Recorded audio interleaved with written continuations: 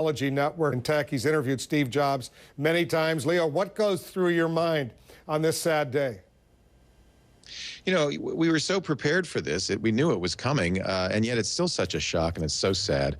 And I'm really trying to focus on celebrating his life. This is a guy who lived his life exactly as he wanted to.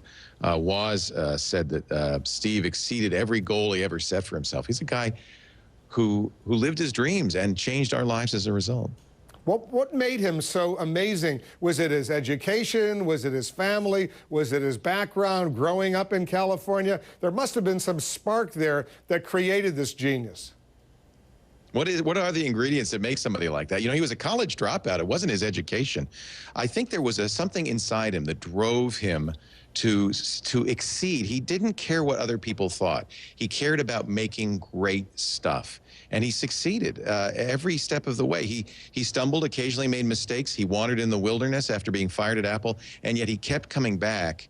And I think it was his extraordinary drive that really made him the man he is. Now, in your interviews with him, what was he like as a person? Was he easy to get along with? Did he like to chat? Did he talk about sports or baseball or something? Or was he simply focused on technology?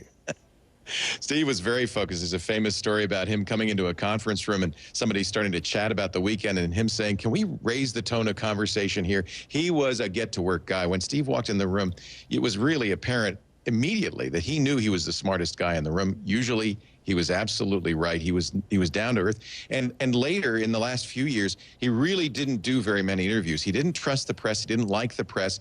He wanted to control, very tightly control, the image of Apple and his own image. He was a control freak in every sense of the word. And yet he inspired us all. I mean, without Steve Jobs, you wonder, where's the excitement going to come from in this industry? That's a good question, and I don't think anyone really appreciates that. Leo, thanks very much. Aaron Burnett is still with us as well. Aaron, you covered this